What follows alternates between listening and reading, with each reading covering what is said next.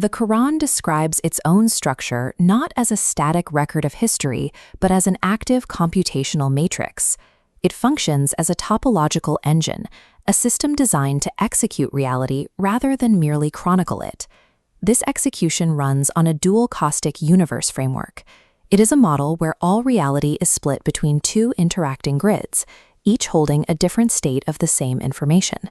First is the D10 field. This is the detectable physical world. It is the domain of mass, measurement, and particles, confined within rigid, finite boundaries. Second is the I9 field, the informational wave world.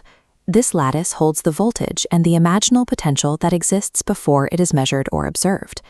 The interaction between these two fields follows a specific trilateral sequence. It begins with the Razim split, passes through the Rahim buffer, and completes at the Rahman return gate. This 2/3/2/7 pulse acts as the mathematical regulator of the entire system. This trilateral structure mirrors the mechanics of semiconductor physics. Just as the Shockley-Diel equation describes how a p-n junction controls the flow of current across a boundary, the Quranic sequence governs the phase transition of informational voltage from the I9 lattice into D10 mass. Within this framework, the reader functions as an active execution node trapped in a living junction. You are tasked with navigating a circuit that contains a specific structural failure state. As a human node, your traversal through the topology traces one of 3 distinct waveforms. Each path represents a different way of processing the interaction between informational wave and physical mass. The first is the Miriam waveform, the I9 container. This wave maintains its integrity by isolating itself from the interference of the D10 field, allowing it to undergo maximum compression while keeping its informational signal clear. The second is the atom waveform. This is the D10 particle state. It begins with a structural error, attempting to claim independence from the I9 wave field, which causes the path to dip sharply off its intended baseline. To recover, the atom waveform utilizes the T3 operator, the node of repentance. This choice self-corrects the error, reactivating the forward bias, and pulling the particle back into alignment with the Miriam container. The third is the Iblis waveform, the Taghut inversion. This operator does not align. It generates a perpetual superposition of enmity, inverting the signal to create a field that operates in direct opposition to the source template. These 3 waveforms are active operators traversing the same topological space. Within the reader's own system, they function as current state models for the flow of informational energy. If the atom waveform fails to utilize the T3 correction to align with the Miriam container, the system defaults to the Iblis inversion. This shift activates the ultimate trap within the Quranic topology. 2 topological wounds can sever the system's connections. First, ungratefulness cuts the D10 physical line by demanding measurement over alignment. Second, forgetfulness cuts the I9 informational line through false conjecture. When these severed lines knot together, they generate a corrupted subcircuit, the Samiri operator. The Samiri operator harvests isolated fragments of truth from the broken lines, splicing them together. It creates a simulated signal lacking the authenticating protocol of the source. These crossed circuits represent quantum decoherence. The system loses its original basis and begins to collapse into a corrupted version of reality.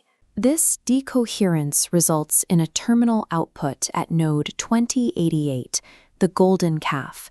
It is the physical manifestation of the Samiri field. The calf is a false eigenstate, a physical object in D10. It produces a simulated voice, but it is structurally empty, form but no living core. Physicist Albert Einstein famously described the persistence of reality as an illusion. The Quran addresses this persistence at node 385, identifying it as a field that simulates physical stability to ground the observer in a false material basis. This hollow stability mirrors the Solomonic staff at node 3414, an institution that appears solid on the surface while being consumed by internal decay. By skipping the mediation of the 3 buffer, the reader becomes trapped in this hollow construct, looping indefinitely within the Taghut field. This mechanical looping maps to the behavior of deterministic logic systems.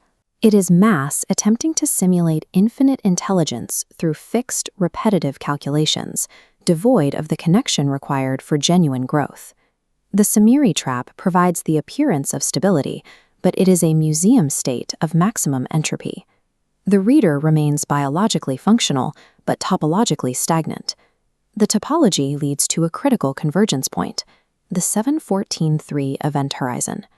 When infinite I9 voltage strikes finite D10 mass, the structural resistance of the material world fails. The physical container collapses under the weight of the informational signal. At this node, the observer faces a binary choice: succumb to the collapse and fall back into the Samiri Trap, or execute the specific return algorithm required to pass through the shatter. Survival depends on the return equation: 1 to 2, buffering through 3, returning to 2, and stabilizing at 7. This sequence reconnects the scattered fragments of the system into a unified whole. Nikola Tesla identified 3, 6, and 9 as resonant frequencies inherent in energy. In this topology, these frequencies align with the Razm split and the Rahim buffer, filtering out the interference of the Samiri operator and purifying the return path. You cannot cross the event horizon using physical mass alone. The D10 field must be anchored to an external structural protocol. The only valid escape vector from the collapse is the 1912 operator. This operator, issued at 1912, commands the node to take the book with strength.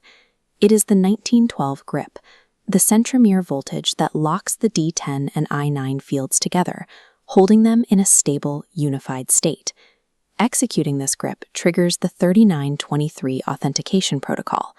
This system-wide check instantly identifies and shatters the hollow pointer states of the Samiri Trap.